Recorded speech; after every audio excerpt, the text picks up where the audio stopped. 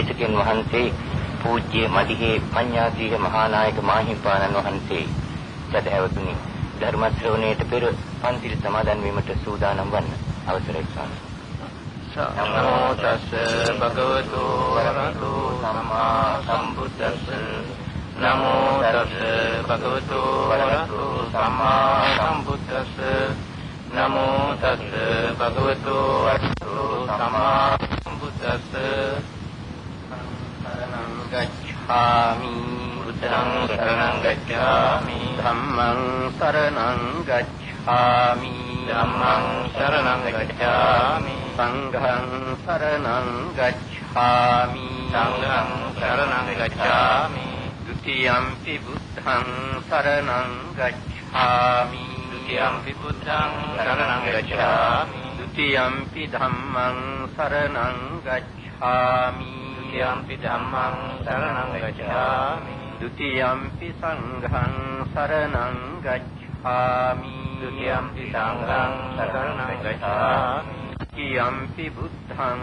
සරණං ගච්ඡාමි ဒ ුතියම්පි බුද්ධං සරණං ගච්ඡාමි ဒ ුතියම්පි ධම්මං සරණං ගච්ඡාමි ဒ ුතියම්පි ධම්මං සරණං ගච්ඡාමි ဒ ුතියම්පි සංඝං සරණං ගච්ඡාමි ဒ ුතියම්පි සංඝං සරණං ගච්ඡාමි තිසරණ ගමනං සම්පුන්නං ආමබන්තේ පානාති පාතා වේරමණී සික්ඛාපදං සමාදියාමි පානාති පාතා වේරමණී සික්ඛාපදං සමාදියාමි අදින්නා දාන වේරමණී සික්ඛාපදං සමාදියාමි අදින්නා දාන වේරමණී සික්ඛාපදං සමාදියාමි කාමීසු මිච්ඡාචාරා වේරමණී සික්ඛාපදං සමාදියාමි කාමීසු මිච්ඡාචාරා වේරමණී සික්ඛාපදං සමාදියාමි මුසාවාදා වේරමණී සික්ඛාපදං සමාදියාමි මුසාවාදා වේරමණී සික්ඛාපදං සමාදියාමි සුරාමේරය මච්ඡපමා දත්තානා වේරමණී සික්ඛාපදං සමාදියාමි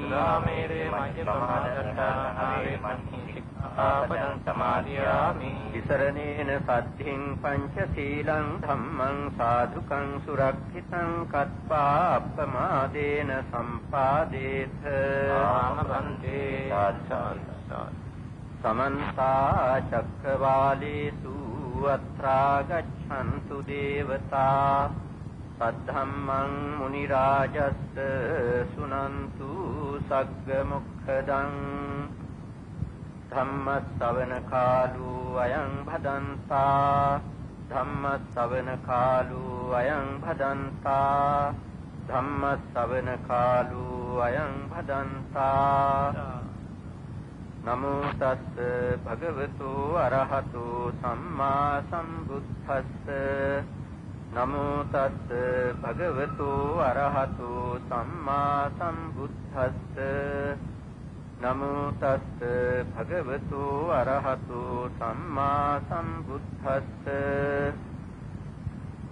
කම්මා විපාකා වත්තන්ති විපාකෝ කම්ම සම්භවෝ තස්මා පුනබ්භවෝ හෝති එවං ලෝකෝ පවත්තති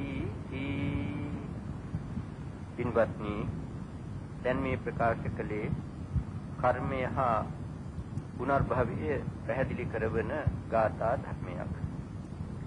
කම්මා විපාකා වත්තන්ති කර්ම රැස් කිරීම නිසා එහි විපාක පවතිනවාය. විපාකෝ කම්ම සම්භවෝ විපාකේ කියන්නේ කර්මයෙන් හටගන්නා ලද්දක්. තස්මා පුනබ්භවෝ හෝති කර්ම විපාක නිසා නැවත ඉපදීමක් ඇති වෙනවාය. එවං ලෝකෝ පවත්තති සත්ත්ව ලෝකේ පවත්නේ මේ ආකාරයටයි. කර්ම රැස් කරනවා එහි විපාක වශයෙන් නැවත උපදිනවා. නැවත කර්ම රැස් කරනවා එහි විපාක වශයෙන් නැවතත් උපදිනවා. එලෙසින් යම් කිසි දවසක කර්ම රැස් කිරීම නතර කළාද නැවත ඉපදීමක් නැහැ. කර්ම රැස් කිරීම නතර වන්නේ රහත් වුණ දාටයි. කර්මයේ සහ පුනර්භවයේ පිළිබඳ විශ්වාසය අද ලෝකේ පුරා පුදුම වේගයකින් පැතිරෙනවා. වැඩි කල නොගිහින් මේ කර්මයක් පුනර්භවයක් විශ්වාසයේ මත යුරෝපයේ සුන්දර සමාජ පරිවර්තනයක් වෙන්නටත් ඉඩ තියෙනවා.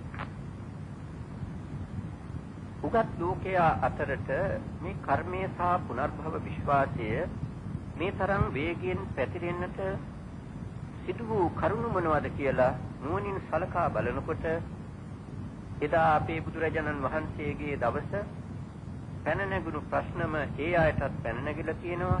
ඒවාට උත්තර කර්මයට සහ පුනර්භවයට තැනක් දෙන්නේ නැතුව විසඳන්නට බැරි තත්ත්වයක් ඇවිල්ලා තියෙනවා.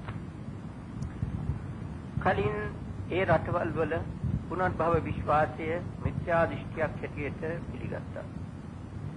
ඒ නිසාම පුනර්භව විශ්වාසයේ යම් කිසිවකු ඇති කරගත්තොත්, එබඳු මිත්‍යා දෘෂ්ටි අදහසක් ඇති කරගත්තොත්, ඒ තැනැත්තාට දී යුතු දඬුවම රටින් නිරපීමේ කියන தത്വයටම ඒට විරෝධය පෙන්වුවා.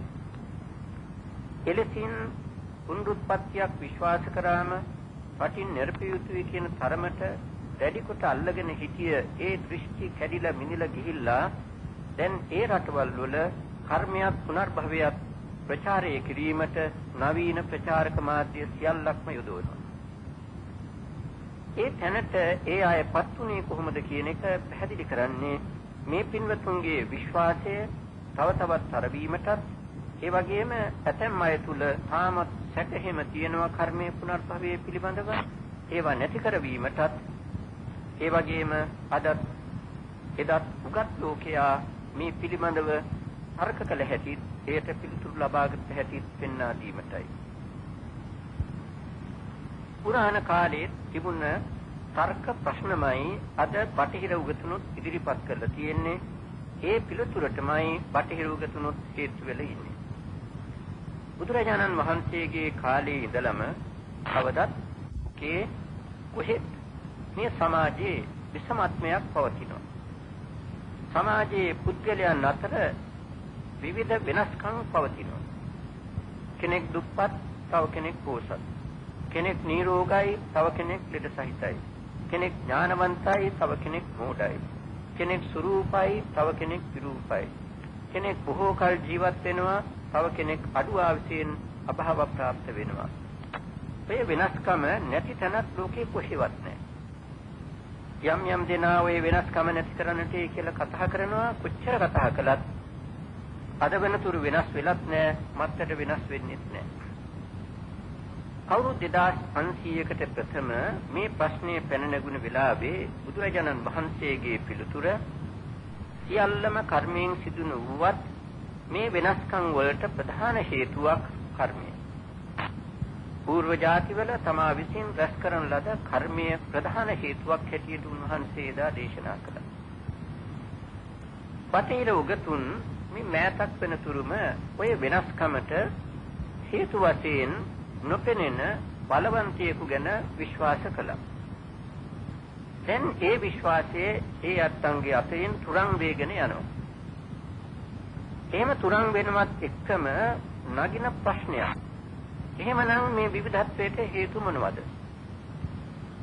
දැන් උගතුන් තර්ක කරලා කියනවා විතරක් නෙවි ලියලම ප්‍රකාශ කරනවා මේ වෙනස්කම් වලට හේතු සොයන්නට ගිහිල්ලා මේ જાතියේ කාරණා පමණක් සම්බන්ධ කරගෙන අපි කොච්චර තර්ක කළත් පිළිතුරක් ලැබෙන්නේ නැහැ. මේට පිළිතුරක් සොයන්නට නම් పూర్ව જાතියකට යන්නට ඕන. పూర్ව જાතියකින් නොපෙනෙන ශක්ති විශේෂයක් දැනලා තියෙනවා. එය තමයි මේ ක්‍රියා කරවන්නේ. එහෙමනම් పూర్ව જાතිය දැන් බාර ගන්නවා. పూర్ව જાතියක් බාර ගන්නවා නම් න්‍යායානුකූලව මතු જાතියක් පිළිගන්නටත් වෙනවා. పూర్ව જાතියකින් නොපෙනෙන ශක්ති විශේෂයක් ගෙනල්ලා තියෙනවා. අන්නේ ශක්ති විශේෂයට තමයි බුද්ධාගමේ කර්මය කියන්නේ. එදා බුදුරජාණන් වහන්සේගේ පිළිතුරටම මේ ආයත් දැන් හේතු වෙලා ඉන්නවා. ඒ අතර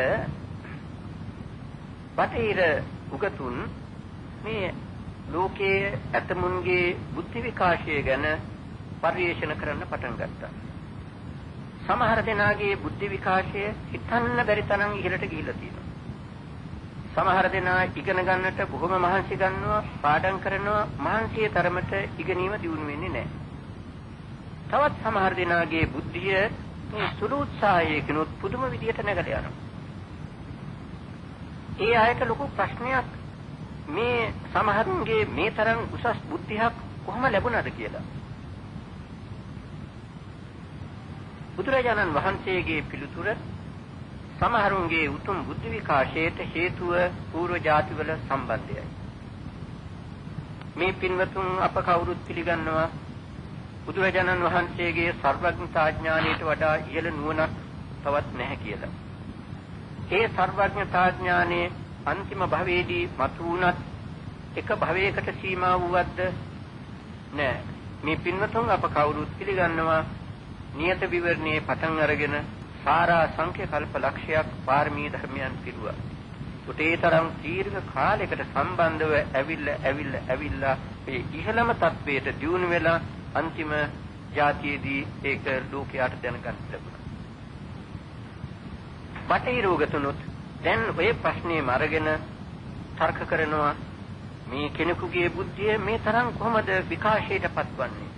මේ තරම් දියුණුවටපත් වන්නේ කොහොමද? මේකනම් එක ජාතියකට සම්බන්ධ දෙයක් හැටියට පිළිගන්නට අපහසුයි. ෂේක්ස්පියර් වැනි කෙනෙකුගේ බුද්ධි විකාශය එක ජාතියකට සීමා කරනවා නම් ඇයි අනිත් අයටත් බැරි ෂේක්ස්පියර්ලා වගේ දියුණු වෙන්නට? ඒ නිසා එබඳු අයගේ බුද්ධි විකාශය ජාති කීපයක්වත් පස්සට ගිහිල්ලා බලන්නට ඕන. ජාති කීපයකට හරි සම්බන්ධයි කියලා දැන් ඒ අය කියනවා. එහෙමනම් පූර්ව ජාති පිළිගත්තා. එනම් මතු ජාතිත් පිළිගන්නට ඕන. පූර්ව ජාතියකින් උපෙනෙන ශක්තියක් ගෙනාවා. ඒ තමයි කර්මය. කර්මයක් පුනර්භවයක් ඔය තර්කානුකූලව තව තව එළිය වැටෙනවා. මිනිසයන් පිළිබඳව පමණක් නෙවී බටහිර උගතුන් තිරසනුන් පිළිබඳවත් මෙලෙසින් පරිශන පවත්වලා තියෙනවා. අපේ ජාතක පොතේ සමහර තිරසනුන්ගේ කතා තියෙනවා පුදුම දේවල්. සමහර වාට විහිළු කරනවා. මොකද බටහිර උගතුන් විහිළු කරන්නේ නැහැ. කලින් විහිළු කළේ නැහැ, දැන් විහිළු කරන්නේත් නැහැ. ඒ අය කරන පරිශන අනුව බැලුවම මේ ජාතක කතාවල තියෙන තිරසනුන් පිළිබඳ සිද්ධීන් ඒ තරම් පුදුම දේවල් නෙවෙයි. ඊට වඩා පුදුම දේවල් දැන් ඒ අය සොයලා අරගෙන ප්‍රකාශ කරනවා. මේ බටහිර උගතුනුත් තිරසනුන් අතර අශ්වයා අනිත් තිරසනුන්ට වඩා බුද්ධිමත් සතෙකු හැටියට පිළි අරගෙන ඉන්නවා. අශ්වයන් පිළිබඳව පරිශන කීපයක් පවත්වලා තියෙනවා. එකක් බටහිර ජර්මනියේ පවත්වපු පරිශනයක්. බටහිර ජර්මනියේ අශ්වයන් හදන ස්ථානයක අශ්වපැටියෙකු උපන්නා.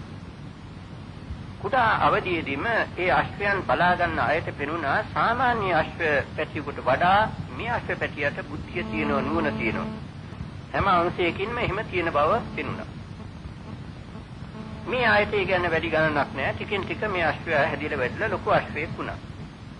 ඔය අතරේදී මෙබඳු කාරණා පරිශීලනය කරන උගතුන්ට මේ ආරංචිය ලැබිලා ඒ අය ලං වුණා මේ අශ්වයාගේ බුද්ධි විකාශයේ පිළිබඳව පරිශීලන පවත්වන්නට. තිරසං සතෙකු පිළිබඳව එබඳු පරිශීලනයක් කරන්නට කාලයක් ගත වෙනවා. මේ අය කාලය අරගෙන හොඳට පරිශීලනය ගෙන ගියා. එහෙම යනකොට මේ අයට හොඳටම වැටහුණා පුදුම බුද්ධිමත් සතෙක් තවත් එහාට යනකොට මේ අශ්වයාගේ බුද්ධිය එක අංශයකට බර වෙලා තියෙනවා. මොනවද? ගණිතයට. ගණන් පිළිබඳව විශේෂ ඥානයක් මේ අශ්වයාට තියෙනවා. දැන් නැවතත් මේ පරිශීලකයන් මේ ශක්තිය එළියට ගන්නේ කොහොමද කියලා කටයුතු කරගෙන ගිහිල්ලා මේ අය තීරණයකට බැස්සා අපි මේ අශ්වයාට අකුරු ඉලක්කම උගන්වමු. අකුරු ඉලක්කම ඉගෙනුවා. කෙනෙකුට අහන්න හිතෙන්න පුළුවන් අශ්වයෙකුට කොහොමද අකුරු ඉලක්කම උගන්වන්නේ? අද ඒක සුළු වැඩක්. ගොළුන්ට බීරන්ට උගන්වන යුගයක කන ඇති ඒ වගේම බුද්ධිමත් සතෙකුට අකුරු ඉලක්කම් උගන්වන්න එක අපහසු කාර්යයක් නෙවෙයි. අකුරු ඉලක්කම හොඳට උගන්වලා ඉවර වෙලා මේ අය ගණනක් ලියලා අශ්වයාට පෙන්නනවා. පෙන්නුවාම අශ්වයා හංගවනවා මේක තේරුම් ගත්තයි කියලා. උත්තරේ දී ගන්න විදිහක් නැහැ. ආයිත් පෙන්නුවාම හංගවනවා තේරුම් ගත්ත බව. මේ යනකොට මේ අය තව තවත් මේක දියුණු කරගෙන පරිශන කටයුතු කරන ගමන් මේ ශක්තිය සම්පූර්ණයෙන් එළියට ගන්නටයි කියලා එක්තරා වැඩපිළිවෙලක් යෝජනා කළා. කුමක්ද? අශ්වයාට කකුලෙන් ටයිප් කරන්න පුළුවන් විදිහේ ටයිප් රයිටරයක් හදන්නට. විශේෂ ටයිප් රයිටරයක් හැදුවා. හදලා අශ්වයා පුරුදු කළා කකුලෙන් ටයිප් කරන්න. එහෙම හොඳට පුරුදු වුණාට පස්සේ ඒ ටයිප් රයිටරයට කොලයක් දාලා අශ්වයාට ගණනක් ලියලා පෙන්නනවා. පෙන්නුවාම අශ්වයා කකුලෙන් ටයිප් කරලා උත්තරය දෙනවා. කවුද ගණන් ඉගෙනන්නේ? අශ්වයාට මේ જાතිය නම් කවුරුවත් ගණන් උගන්වලා නැහැ. දැන් මේ අය කල්පනා කරනවා මේක පූර්ව જાතියක තියෙන සම්බන්ධයක්. වෙන විදියකට මේක විසඳන්නට බෑ. මේ පූර්ව જાතියක ඇති වෙච්ච හැකියාවක්. ඒ නිසා පූර්ව જાති පිළිබඳ අදහස උන්න වැඩි දියුණු වෙන්නට පටන් ගත්තා. ඒ වගේ විවිධ පරිශ්‍රණ නිසා මේ අයට ඔය හැඟීම් ක්‍රමයෙන් වැඩි දියුණු වුණා. ඔය අතර ලෝකයේ දත් කවදත් තියෙන තව සිද්ධියක් පිළිබඳවත් ඒ අය දැන් ප්‍රකාශ කරලා තියෙනවා. කුමක්ද? මේ සමහර දෙනා දැක්කම ප්‍රථම දර්ශනයෙන්ම පුදුම හිතවත්කමක් ඇති වෙනවා. දහස් ගණන් දෙනා දකින්නවා. එහෙම දෙයක් නැහැ. සමහර විට කෙනෙක් දැක්කම එකවරට පුදුම හිතවත්කමක් ඇති වෙනවා. ඒට හේතු බුදුරජාණන් වහන්සේගෙන් ඇසුවම උන්වහන්සේ ප්‍රකාශ කළා උබ්බේව සන්නිවාසේන පූර්ව જાතියක එකට හොඳට හිතවත් වෙඳලා තියෙනවා. ඒ සම්බන්ධයයි කියලා. සාධකයක් වශයෙන් ප්‍රකාශ කරනවා නම් මේ කවුරුත් දන්නවා බුදුරජාණන් වහන්සේගේ සිද්ධාර්ථ කුමාරයන්ගේ දෙමාපියන් වහන්සේ කවුද කියලා. මහා මායා දේවිය සුද්ධෝදන රජතුමා. එදත් අදත් කවුරුත් දන්නවා. එනත් බුදුරජාණන් වහන්සේ පාරේ වඩිනකොට මහලු බමණෙකුත් පැමිණියෙකුත් පිටිපස්සෙන් ඇවිල්ලා කියනවා පුතේ මේ කොහෙද යන්නේ? මේ කලකට පස්සේ නේ පුතා දැක්කේ. මේ කොහෙද පුතා යන්නේ කියලා. ඉතින් අහල පහල ඉන්න අයට මේක මහ පුදුම දෙයක්. මේ මහලු දෙන්නෙක් ඇවිල්ලා මේ මොකද කරන කතාව? කවුරුත් දන්නවනේ උන්වහන්සේගේ දෙමව්පියන් කවුද කියලා.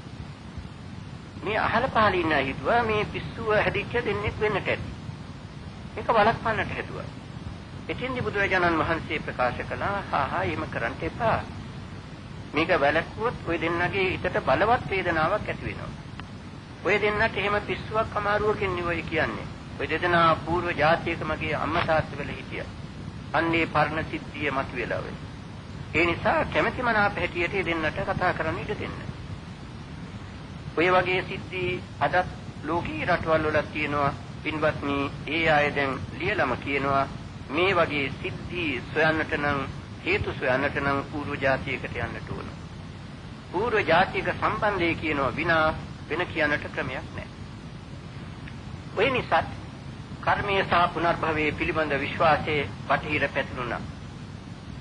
භූමිය යන අතරේ ලෝකේ කවදත් තිබිච්ච සමහර විද්‍යාවන් අදත් යම් දෙනා ඉගෙනගෙන පරිශ්‍රණවලදී ඒ උපකාර කරගන්නවා. එනම් මෝහණය. සමහර දෙනා මෝහණය කරලා ඒ අයගෙන්ම පූර්ව જાතිය හිම පටන් ගත්තා. බුදුරජාණන් වහන්සේගේ කාලෙත් ওই මෝහන විද්‍යාවන් තිබුණා. නොඑක් විද්‍යාවන් තිබුණා. බුදුරජාණන් වහන්සේ ඒවා ගණන් ගත්තේ නැහැ. ඒවා මේ බොහොම දුර්වල විද්‍යා හැටියට උන්වහන්සේ සැලකුවේ. ඒ නිසා භික්ෂුන් වහන්සේලාට ඒ විදිහට මහජනයා පහදවන්නට උනන්දු වෙන්නට එපා කියලා ප්‍රකාශ කළා. ප්‍රාතිහාර්ය දක්වලා මහජනයාගේ ප්‍රසාදය දිනා ගන්නට සූදානම් වෙන්න ඕනේ මගේ ශ්‍රාවකයන්. මගේ ශ්‍රාවකයන් හොඳට ධර්මයේ කරුණු සහිතව පැහැදිලි කරලා දීලා මහජනයා පහදවන්නට ඕන. එදත් තිබුණා. අදත් තියෙනවා. ඒ බටහිර රටවල් වල ඒ මගිනුත් පූර්ව જાති පිළිබඳව පරිශන වලටත් දැස්සා. කෙනෙක් අරගෙන ඒ තැනත්තා මෝහණය කරනවා. මෝහණය කරලා ඒ තැනත්තාගෙන් අහනවා මේ ගිය જાතිය කොහෙද කියලා.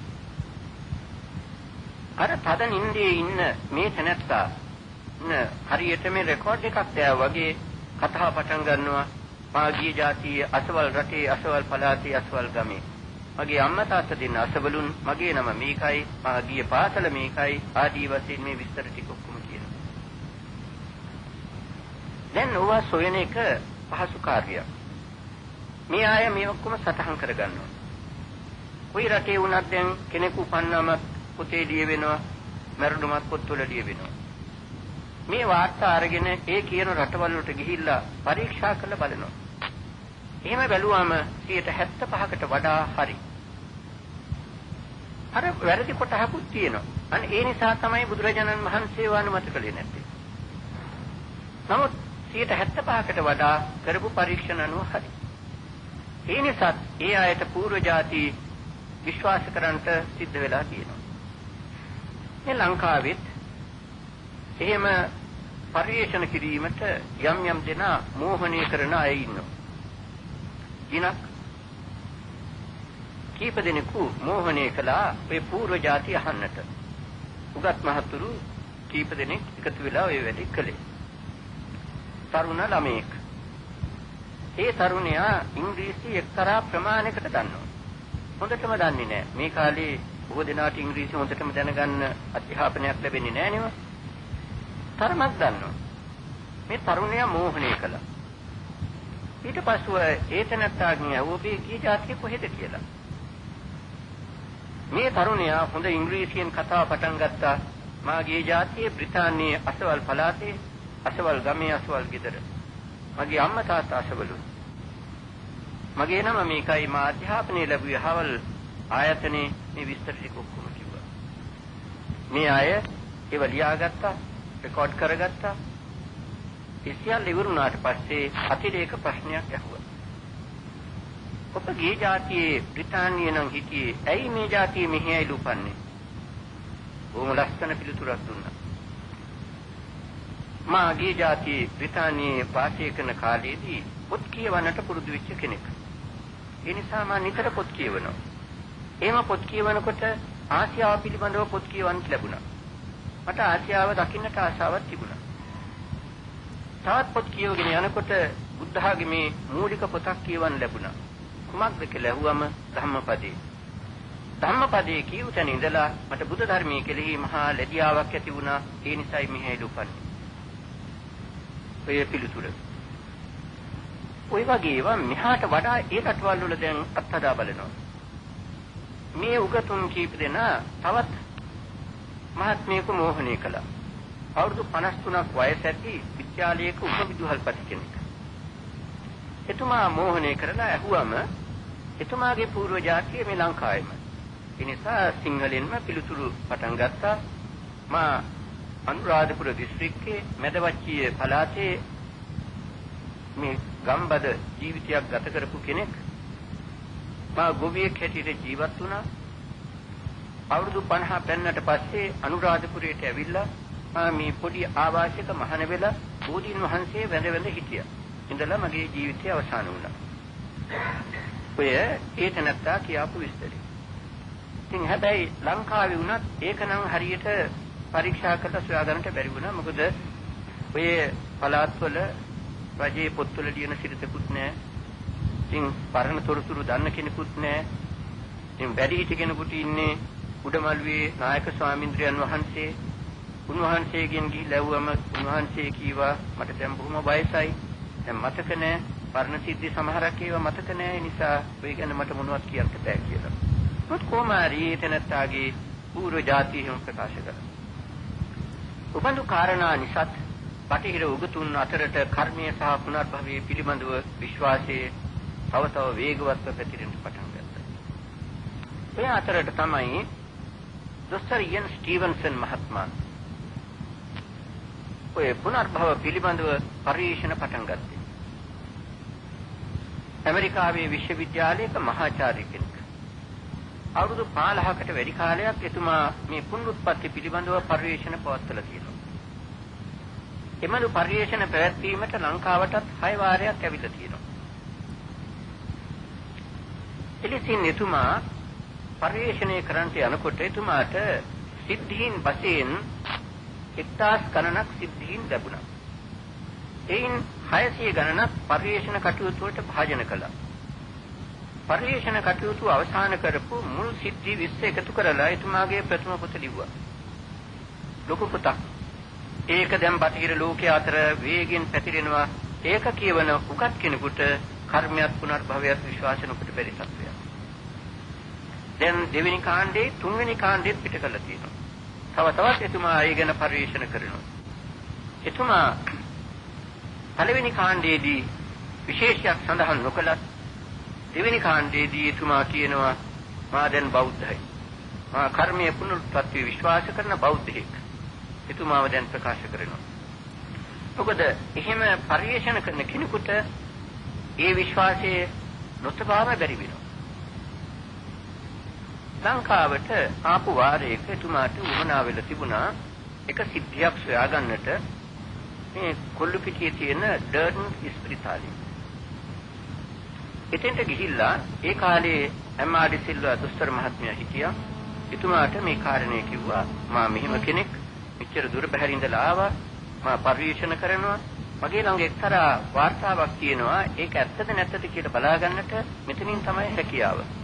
මෙන්න මේ නම ඇති මේ දවසේදී මැරිලා තියෙනවද මෙතන?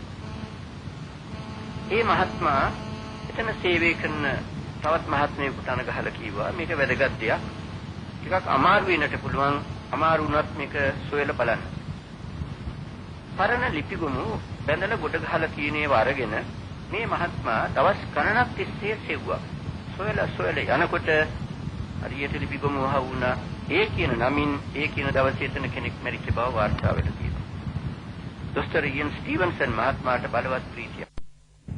දැන් ඒ කාරණා නිසා කර්ම සහ පුනර්භව විශ්වාසයේ තව වැඩි වුණ බටහිර අතර. දැන් ගිහිල්ලා පින්වත්නි නවීන ප්‍රචාරක මාධ්‍ය සියල්ලක්ම යොදවනවා පුනරුත්පත්ති ප්‍රචාරයට. ගිය අවුරුද්දේ ලැබුණු වාර්තා අනුව නවීන ප්‍රචාරක මාධ්‍ය හැටියට පතපොත එක අංශයකින් තැනක් ගන්නවා. දැන් පුනර්භවයේ පිළිබඳව කරුණු පැහැදිලි කරන පොත් තියෙනවා. දොස්තර ඉයන් ස්ටීවන්සන් මහත්මයාගේ පොත් තියෙනවා. ෆ්‍රැන්සිස් ටෝරි මහත්මයාගේ පොත් තියෙනවා. ඒ නිසා බටහිර උගතුන් ඔව කියවනවා. කියවන්න කර්මයේ සහ පුනර්භවයේ පිළිබඳ විශ්වාසය වැඩි වෙනවා. ඒ අතර ගිය අවුරුද්දේ ප්‍රවෘත්ති පත්‍රත් මේ පිළිබඳව ලොකු තැනක් දෙන්නට පටන් ගත්තා. එයින් ප්‍රවෘත්ති පත්‍ර දෙකක් ලැබුණා. නිවුස් ඔෆ් ද වර්ල්ඩ් කියන පුවත්පතේ. ගිය අවුරුද්දේ මේ මුල් පත්‍රයේ සම්පූර්ණ පිටුවක් වෙන් කළා තියෙනවා පුනරුත්පත්ති ප්‍රචාරයට. එතන එක පැත්තකින් කියනවා ලබන සතියේ පුනරුත්පත්ති ප්‍රචාරක ලිපි පළ වෙනවා. තවත් තැනකින් සඳහන් වෙනවා මේ ජූනි මාසයේ පත්තරේ තිබුණේ අගෝස්තු මාසයේ ඉඳලා බ්‍රිතාන්‍ය ගුවන්විදුලි සංස්ථාව පුනරුත්පත්ති ප්‍රචාරක වැඩසටහන් 10ක් ඉදිරිපත් කරනවා. සැප්තැම්බර් මාසයේ ඉඳලා බ්‍රිතාන්‍ය රූපවාහිනී ආයතන, ටෙලිවිෂන් ආයතන පුනරුත්පත්ති ප්‍රචාරක වැඩසටහන් ඉදිරිපත් කරනවා. ඒකෙම පත්තරේ දාලා තියෙනවා. තවත් තැනක කොටු කරලා දානවා පුනරුත්පත්තිය විශ්වාස කරපු නම ගිය කීප දෙනෙකුගේ. හෙන්රි ෆෝඩ් මහත්මයා పూర్ව ජාතිත් පිළිගත් අය, මතු ජාතිත් පිළිගත් අය. ටොල්ස්ටොයි කියන පඬිවරයා పూర్ව ජාතිත් පිළිගත් අය, මතු ජාතිත් පිළිගත් අය. මේ විස්තරيකුත් දානවා. දැන් ඒ අනුව නවීන ප්‍රචාරක මාධ්‍ය සියල්ලක්ම උපකාර කරගෙන කර්මේ සහ පුනර්භව පිළිබඳව ප්‍රචාරය ගෙනියනවා. ඒකේ ප්‍රතිඵලයක් වුණේ කුමක්ද? අවුරුදු 3කට වගේ ඉස්සෙල්ලා ආගම් පිළිබඳව කරන ලද සමීක්ෂණයකදී පිළිවෙලා තියෙනවා දැන් බ්‍රිතාන්‍යයේ පමණක් පුනරුත්පත්තිය විශ්වාස කරන ජන සංඛ්‍යාව 139ට නැගලයි. 139ක් කියනකොට සාමාන්‍ය ජනගහණයෙන් කෝටි 2ක් පමණ වූ ජනතාවයි.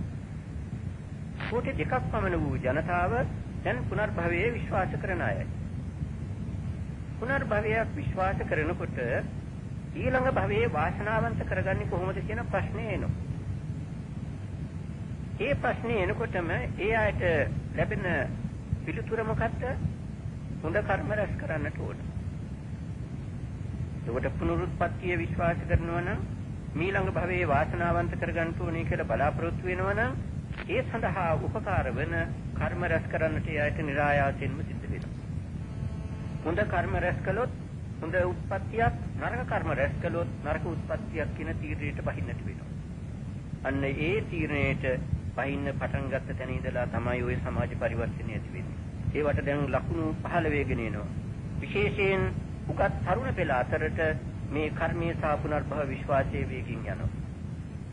ඒකට හොඳම සාධකයක් තමයි 964 බ්‍රිතාන්‍යයේ තිබුණේ බෞද්ධ සංඝම් 9යි. දැන් මේ 77 වෙනකොට 100ක් පමණ දැන් ඇති වෙලා තියෙනවා. කලින් හිටම්ම තිබුණා ඔක්ස්ෆර්ඩ් කේම්බ්‍රිජ් විශ්වවිද්‍යාල දෙකේ බෞද්ධ සංඝම් දෙකක්. ඒ දෙකෙන් පැතුරුණා.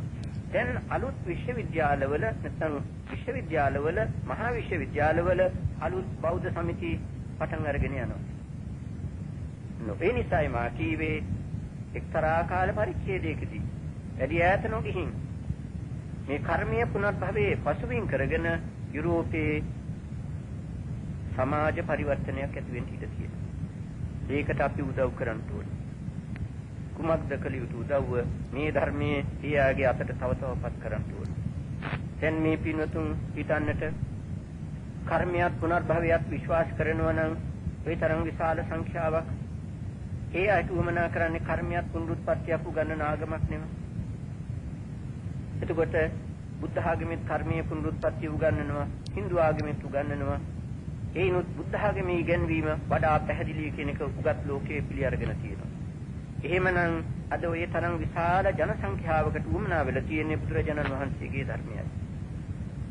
ඔය අතර ඒ ඉන්නවා ඒ රටවල් වල තව විශාල සංඛ්‍යාවක් බෞද්ධ මිත්‍රයන් කියලා. ඒ අය වෙන ආගමක් අදහන්නෙත් නැහැ. කෙලින්ම බෞද්ධයි කියලා ප්‍රකාශ කරන්නෙත් නැහැ. සලකන්නේ බුද්ධ ආගමට විතරයි. බුද්ධ ආගම ඉගෙන ගන්නවා. ඒ අයට උදව් කළොත් ඒ සියලු දෙනාම බුද්ධ ආගම පිළිගන්නවාට කිසිම සැකයක් නැහැ. ඒ නිසා අපි මේ අවස්ථාවෙන් ප්‍රයෝජන ගන්නට ඕනේ. අපි බලෙන් කොයිම දවසකවත් මේ ධර්මයේ පතුරවන්නට ගියේ නැහැ. අදත් නැහැ. නමුත් මේ තරම් විශාල සංඛ්‍යාවක් අපෙන් බුද්ධ ධර්මයේ ඉල්ලනවා වගේ නෙමෙයි. කර්මය පුනරුත්පත්තිය විශ්වාස කරලා බලාපොරොත්තු වෙමින් ඉන්නවනම් එතකොට එහෙම ඉල්ලන අයට අපි මේ ධර්මයේ නොදෙනවනම් කොච්චර ලොකු පාඩුවක්ද? යම් කිසිවෙකු පිපාසයෙන් පීඩිතව කෑ ගහනවා, අනේ මට පිපාසයි වතුර ටිකක් දෙන්න කියලා. හොඳ වතුර තිබියදී එබඳු කෙනෙකුට වතුර ටිකක් දෙන්නේ නැත්නම් ඒක අකරුණාවක් නෙවෙයි. ඒ වගේ ධර්ම පිපාසයෙන් ඉන්න මේ ජනතාවට මේ දහම් පෙන් දෙන්නේ නැත්නම් ඒකත් අකරුණාවක් නෙවෙයි. අපට මේ ලැබිච්ච වාරයෙන් අපි ප්‍රයෝජන ගන්නට ඒ උගත් ජනතාව අතර බුදුරජාණන් වහන්සේගේ ධර්මයේ පතුරවන්නට ඕනේ. ඒ අතරම මේ පින්වතුන් අප කර්මයේ පුනර්භවයේ විශ්වාස කරන අය හැටියට අපේ ඊළඟ භවයේ කොහොමද වාසනාවන්ත කරගන්නේ කියන එකත් හිතන්න ඕනේ. අද මේ ජීවිත වාසනාවන්තයි. ළමන භවයේදී මේ ජීවිත කොහොමද වාසනාවන්ත කරගන්නේ? කෙනෙකුගේ ජීවිතයක් වාසනාවන්තයි කියන්නට කරුණු තුනක් එකට එකහුව වෙලා ලැබෙන්න ඕනේ. ගිහි සමාජයේ වාසය කරන අයට භවභෝග සම්පත් අවශ්‍යයි. තමන්ගේ කටයුතු තමන්ම සලසා ගන්නට ඕන. ඒ නිසා වස්තු සම්පත්තිය තියෙන්නට ඕන. ඊළඟට ඉන්ද්‍රියන්ගේ අඩුපාඩුවක් නැති වාසනාවන්ත උත්පත්තියක් තියෙන්නට ඕන. ඥාන සම්පත්තිය තියෙන්නට ඕන. මේ තුන එකට එකහුව වුණාම තමයි වාසනාවන්ත ජීවිතයක් කියන්නේ. වස්තුව තිබුණත් ඉන්ද්‍රියන් හරියට ලැබිලා නැත්නම් අස්කන්නාසාදී ඉන්ද්‍රියන්ගේ විකල බවක් තියෙනවා නම් ඒ වස්තුව තියෙන තැනක උපන්නත් ඒ ජීවිතේ සාර්ථක නැහැ නේ. ලෝකයේ අන් රටවල වගේම අපේ රටේ වගේ වස්තුව තියෙන තැන්වල ඉන්ද්‍රිය විකලව උපන්න අය සිටිනවා. ඒ නිසා වස්තුවක් තියෙන්නට ඕන.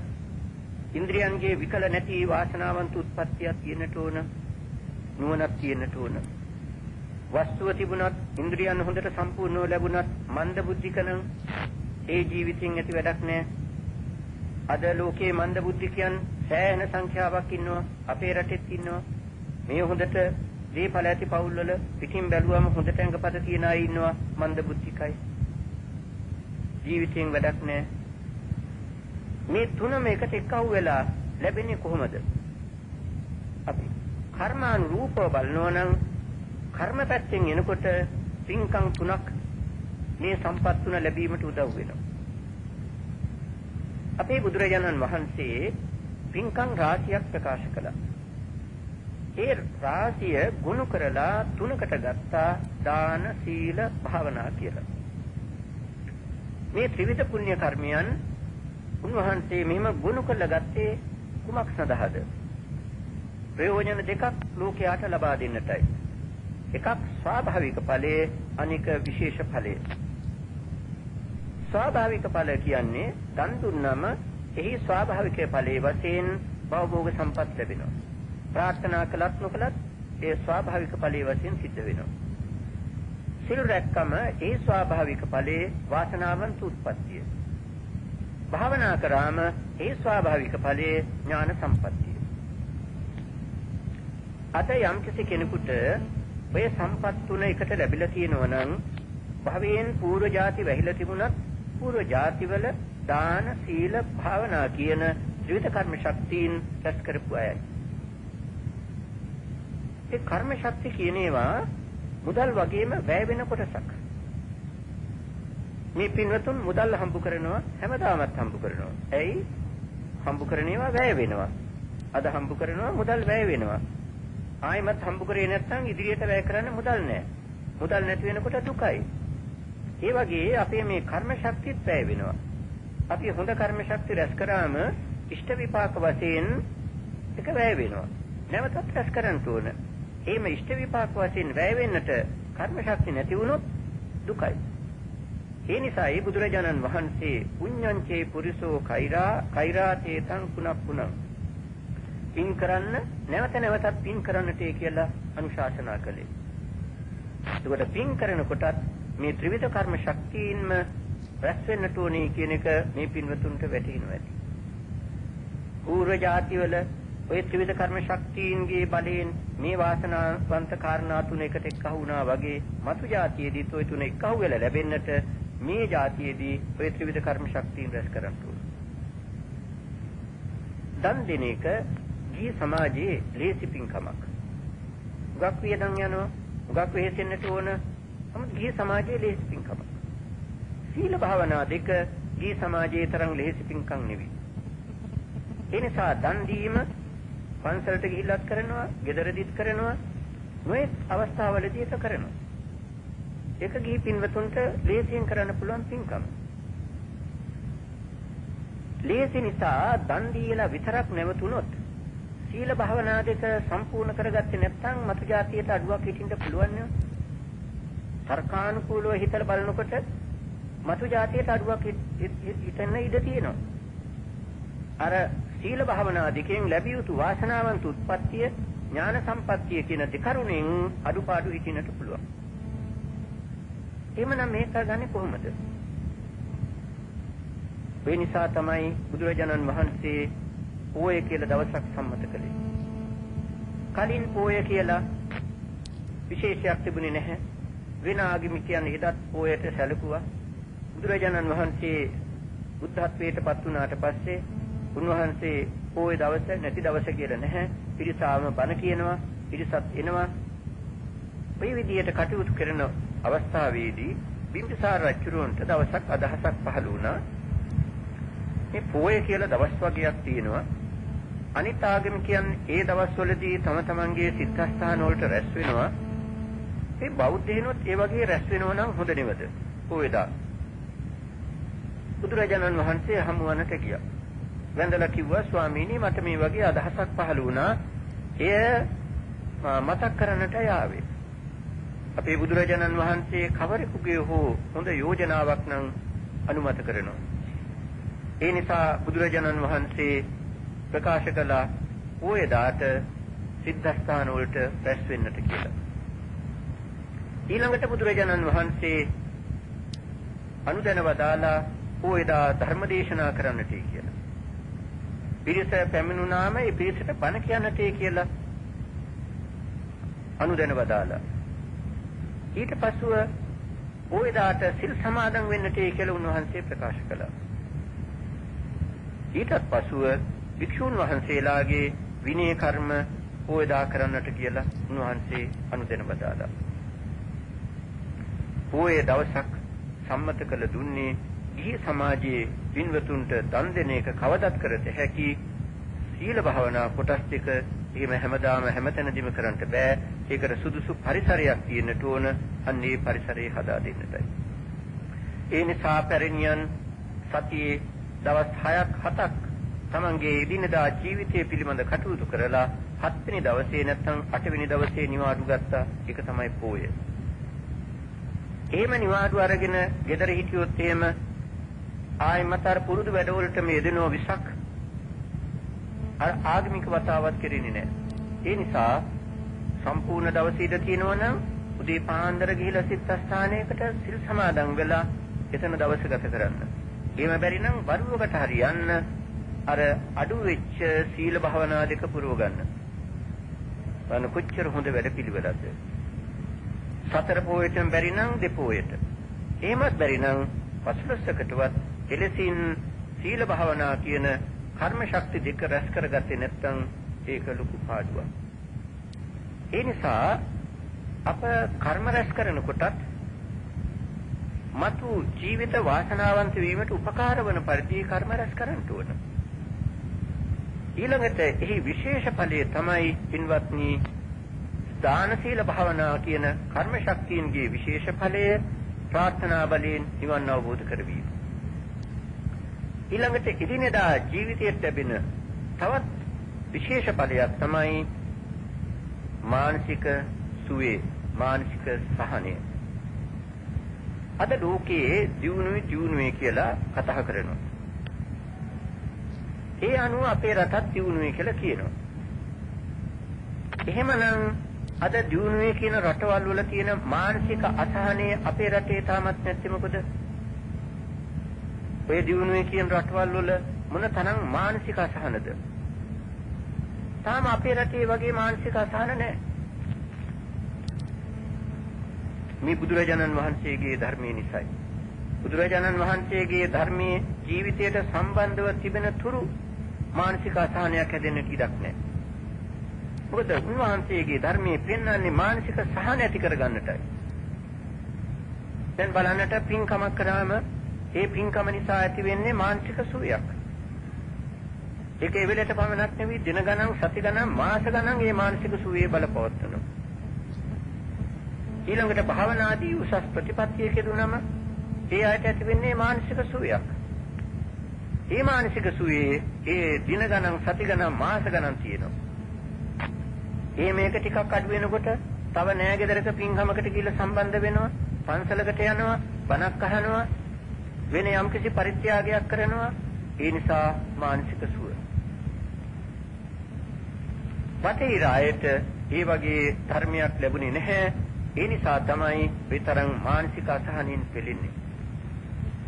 ඒ වගේ චාරිත්‍ර විදි නැති එකත් මානසික අසහනයට හේතුවක්. සහෝදර සහෝදරියන්, ස්වාමි පුරුෂයන්, භාර්යාවන් අතරේ සම්බන්ධය කොච්චර හොඳට පවතිනවද? මෙරිලවත් අවසාන නැහැ. මරුණාට පස්සෙත් කරන්න පුළුවන් සංග්‍රහ කරනවා. ඒවා මානසික සුවයට හේතු වෙච්ච දේවල්. ඔය දියුණුවේ කියන සමාජවල ඒවා අනිත් පැත්තට හැරිලා ගිහිල්ලා. ඒ නිසා දරුවන්ගේ සැලකිලි සම්මාන නැතුව ඒ වගේම තමාගේ ජීවිතය ගත කරපු ආකාරයේ අනුව දෙමෝපියන් විද්ද කාලේ ඔය වෙන්වල කොහේ හරි මානසික අසහනින් පෙළෙනවා. දැන් මේ අය ගැන කරපු පරීක්ෂණ අනුව කියනවා අවුරුදු 50 55 පෙන්න තැන ඉඳලා උල්මාදකාරයෝ වැඩි වෙනවලු. මානසික සහනයක් නැහැ. ආපස්සට හැදලා ගත කරපු ජීවිතය ගැන හිතලා සතුටු වෙන්නට බෑ. දරුවන් සොයන්නේ බලන්නේ නැහැ. අර තමන්ගේ රක්ෂණ තියෙන නිසා යම් කිසි ස්ථානයක ඉඳගෙන එතන දෙන්න දෙපැත්ත බලාගෙන අනේ අපට මොකද වුනේ කියලා හිතනවා. මානසික අසහන. ඒ වගේම ඒ අය නිසා දරුවන් දැන් අලුත් ප්‍රතිපත්ති හදාගෙන දෙමව්පියන් දරුවන් අතරේ සම්බන්ධයේ මුල් අධ්‍යාපන කාලයේ පමණයි ඉන් එහාට අවශ්‍ය නැහැ අවුරුදු 17න් එහාට අවශ්‍ය නැහැ ආදී වශයෙන් ඔය නවීන තාලෙට යන අය ඔය නිකන් හදාගෙන ඔය කාලේදී දෙකොල්ල වෙන් වෙනවා දෙකොල්ලම මානසික පීඩාවෙන් පෙළෙනවා මානසික රෝහල් පිළිබඳව ඔය කරුණු දැනගෙන කියන අය පුදුම කතාවක් කියනවා දරුවන් තරුණ අය මානසික අසහනෙන් රෝගවල පෙළෙන හැටි. ඒ වගේම ඒ දරුවන්ගේම දෙමව්පිය නැති වුණත් ඒ වගේ දෙමව්පියන් ඒ මානසික රෝහලේම දෙපැත්තේ වාට්ටු දෙකේ සනසිල්ලක් නැතුව වාසය කරන හැටි. කොමාරි පින්වත්නි අපට තාම ලොකු භාග්‍යයක් ඔය මානසික රෝහල් කියලා වෙනම જાතියක් තාම ඇති කරන තරමට මානසික අසහනයක් නැතිකම. පිස්සන්කුතු ලෝකේ වෙනම කොහෙත් තියෙනවා මෙහෙත් තියෙනවා. නමුත් මානසික අසහන නිසා වෙනම ආරෝග්‍ය ශාලා ඇති කිරීමට තරමේ තත්ත්වයක් තාම එළඹිලා නැහැ. නමුත් දැනට මහ රෝහල් වල මානසික රෝගී වාට්ටු තියෙනවා. ඒ වාට්ටු වල ඉන්නේ නැතුව අරගෙන බැලුවොත් ධර්මයෙන් පිටට පැනලා ඇති කරගත්ත මානසික අසහන. සමහර රෝහල් වල පරීක්ෂා කළ බැලුවම ඒ මානසික රෝගීන්ගේ හේතු මොනවද කියලා 80%ක් මත්පැන් ධර්මයෙන් පිටට පැනලා. විවිධ අසහන තියෙනවා මහනගරවල ටිකක්. පිටපළාත් වල මහ රෝහල් වල රෝගී වාට්ටු වල නම් වැඩි සංඛ්‍යාවක්ම මත්පැන් කියලා කියනවා. ධර්මයෙන් පිටට පැනන. ඒ නිසා මා කිව්වේ මේ බුද්ධ ධර්මයේ ජීවිතයට සම්බන්ධව සිටින තුරු මානසික අසහනයක් හැදෙන්න ඉඩක් නැහැ. අන්නේ ඒ වගේ ධර්මයක් ලැබිලා අප ඒ ධර්මයෙන් ප්‍රයෝජන ගන්නට නම් ඒ ධර්මයේ ඉගෙන ගන්නට ඕන. ඉගෙන ගන්න රසයි. ඉගෙන ගන්නේ නැති කෙනෙකුට මේකේ රසය විඳින්නට බෑ. එහෙම විඳින්නට බැරි නිසා තමයි අපේ රටේ බණ පොත් කියවන සංඛ්‍යාව අඩු වෙගෙන යන්නේ. වෙන රටවල් වල බණ පොත් කියවන සංඛ්‍යාව වැඩි වෙනවා. මෙහි බණ පොත් කියවන සංඛ්‍යාව අඩු වෙනවා. මෙහි වැඩි වෙන්නේ අසභ්‍ය පොත් කියවන සංඛ්‍යාව. ඒ නිසා දැන් බණ පොතකින් පිටපත් 5000ක් ගැහුවම ඔය පොත් පෙළෙන්දන් කියනවා කොහොම කාලයක් යනවා මේක විකිනෙන්නට 85 ලක්ෂයක් බෞද්ධයන් ඉන්න රටේ. නමුත් අසභ්‍ය පොත් ලක්ෂ ගණනක් ගහනවා. කත්තයි ප්‍රශ්නයක් නැහැ. මුද්‍රණ වියදමේ ප්‍රශ්නයක් නැහැ. ඕන තරම් ගහනවා ඕන තරම් විකිනෙනවා. තවත් පින්වත්නි බටහිරයේ අනිත් පැත්තට ටික හැරි යනවා. අවුරුදු කීපයකට ප්‍රථම ක්‍රිස්ම සම්ප්‍රිස් මහත්මයා බුද්ධ ආගම කියලා පොතක් ලිව්වා. පළවෙනි වතාවට පිටපත් ලක්ෂ 50000ක් මුද්‍රණය කළා. මාස කීපයකින් ඔක්කොම ඉවරයි. අපේ පුවත්පත් සංග්‍රහ බෞද්ධ ඒවා තිබුණා. අද ඒවයි තත්ත්වය කුමක්ද කියලා මේ පින්තුන් කල්පනා කරොත් පැහැදිලි. අනගාരിക ධර්මපාලතුමා පටන් ගත්තා. සිංහල බෞද්ධයා ලංකාවේ ප්‍රධාන පෙළේ බෞද්ධ ගෙවල් වලත් පන්සල් වලත් හැමතැනම පැතිරී ගියා. ඒක ක්‍රමයෙන් අඩු වෙනට පටන් ගත්තා. මොකද අපේ කියවන්නන්ගේ රුචිය වෙන අතකට හැරුණා. සිංහල බෞද්ධයා පත්තරේ වගේ පත්තරයක තියෙන ලිපි කියවන රුචිය අඩු වෙගෙන ගියා. පිටපත් 2008 එනකම් පහළට බැස්සා. නැවැත්තුවා පටන් ගන්නවා. ඔය තත්ත්වයට. ඒ වගේම සංගරා තිබුණා බෞද්ධ සංගරා. දැන් බොහොම අමාරුවෙන් පවත්වන කීපයක් විසක් තියෙනවාද කියලා බලන්න. නමුත් අනිත් රටවල් වල රුචිය වැඩි වෙලා තියෙනවා බුද්ධ ආගම කියවන්නට. ඒ නිසා ඒ ඇත්තන්ගේ බුද්ධ ආගම සම්බන්ධ පොත් නැත්තම් බුද්ධ ආගම සම්බන්ධ සංගරා නැත්තම් වැඩියෙන් පිකිනෙනවා. හොඳ වාර්තාවක් මේ පින්වතුන්ට මතක් කරන්න පුළුවන්. බුද්ධ ජයන්තිය 956 කාටත් මතකයි. ලංකාවේ ඇතිවෙච්ච එක්තරා ප්‍රබෝධයක් උඩ ලෝකේ පුරා බුද්ධ ජයන්ති ഘോഷාව පැතිරුණා. බටහිර රටවල් වල බුද්ධ ජයන්ති ഘോഷාව පැතිරුණා. මේ කවුරුත් දන්නවා ලෝකේ පුරා යන සංග්‍රහ අතුරෙන් ලයිව් සංග්‍රහව එකක්. ලයිව් සංග්‍රහව ඒ කාලේ වරකට 5 ලක්ෂයක් මුද්‍රණය කළා. ඒ සංස්කාරක මණ්ඩලයේ මේ බුද්ධ ජයන්ති ഘോഷාව පැවැත්වෙනකොට රැස් වෙලා තීන්දුවක් ගත්තා බුද්ධ ජයන්තිය නිමිති කරගෙන අපත් සංග්‍රහ කලාපයක් නිකුත් කරමු. ධර්ම ප්‍රචාරයටම නෙවී ඒ අත්ව වෙළඳාමට. එහෙම තීන්දුව කරලා මාස ගණනක් තිස්සේ ප්‍රසිද්ධ කළ අසවල් සංග්‍රහ කලාපයේ බෞද්ධ පින්තූර සහ බෞද්ධ ලිපි වලින් යුක්තව නිකුත් කරනවා කියලා. පින්වත්නි, ඒ ප්‍රචාරය නිසා ඉල්ලුම් කරුවන්ගේ සංඛ්‍යාව කොච්චර වැඩි වුණාද කිව්වොත් වරකට 5 ලක්ෂයක් ගහන සංග්‍රහව ඒ වාරයේදී 20 ලක්ෂයක් ගහන සිද්ධ වුණා. ලොකු වෙනසක්. ඉගෙන ගන්න පස ඇති ධර්මයක් බුද්ධ ධර්ම. හොඳට නුවණින් විමසන්න තව ප්‍රීතිය. අන්ධ විශ්වාසයට තැනක් නැහැ. තර්ක කරන්න, ප්‍රශ්න කරන්න. හොඳට තර්ක කරලා ප්‍රශ්න කරලා ඇතුළට ගන්න. එහෙම ඇතුළට ගන්න තව ප්‍රීතිය. පිළිපදින්න සැනසෙල්ල. කොච්චර ඉගෙන ගත්තත්, කොච්චර තර්ක කළත් ජීවිතයට සම්බන්ධ කරගත්තේ නැත්නම් බුදු ධර්මයෙන් ලැබිය යුතු සැනසෙල්ල ලබන්නට බෑ. අන්නේ සැනසෙල්ල බුදුරජාණන් වහන්සේ පෙන්වලා දුන්නා. එදිනෙදා ජීවිතයේ පිළිබඳව සැනසෙල්ලෙන් පටන් අරගෙන දියුණු කරගෙන ගිහිල්ලා නිබ්බානං පරමං සුඛං කියාපු නිර්වාණ අවබෝධයෙන් පරම සැනසෙල්ල ලබන තෙක්. ඒ විදිහේ ධර්මයක් මේ පින්වතුන්ට අපිට ලැබිලා තියෙන නිසා ඒ ධර්මයෙන් වැඩ ගන්නට අප කවුරුත් වැඩියෙන් ධර්මයේ ඉගෙන ගන්නට ඕන. විශේෂයෙන් ජී පින්වතුන්ගේ ප්‍රයෝජනය සඳහා දේශනා කරපු දහම් කොටස් ටික ඉගෙන ගන්නට ඕන. ඒ ධර්මයේ රස විඳින්නට ඕන, ජීවිතයට සම්බන්ධ කරගන්නට ඕන. සිහියෙන් නුවණින් දිවි පවත්වමින් තමන් තුල තියෙන අගුණ දුර්වලකම් සොයා බලා ටික නමුත් අඩු කරගන්නට ඕන. තමන් තුල තියෙනට ඕන ගුණ නුවණ ටික නමුත් වැඩි දියුණු කරගන්නට ඕන. මේ ගුණ ධර්මයන්ගේ හා මෙවඳු පුණ්‍ය ධර්මයන්ගේ බලයෙන් කාටත් උතුම් නිවන් සුවත් වේවා කියා ප්‍රාර්ථනා කරන්නට. ආකාශට්ඨා ච බුම්මට්ඨා දේවා නාග මහිත්‍තිකා පුඤ්ඤන්තං අනුමෝදිත්වා චිරං රක්ඛන්තු ශාසනං. ආකාශට්ඨා ච බුම්මට්ඨා දේවා නාග මහිත්‍තිකා පුඤ්ඤන්තං අනුමෝදිත්වා චිරං රක්ඛන්තු දේශනං. ආකාශට්ඨා ච බුම්මට්ඨා දේවා නාග මහිත්‍තිකා පුඤ්ඤන්තං අනුමෝදිත්වා චිරං රක්ඛන්තු මං පරන්ති. ධර්ම ශ්‍රවණානි සංසයන් හේතු කොටගෙන උතුම් නිවන් සුව ලැබේවා කියා ප්‍රාර්ථනා කටයුතු.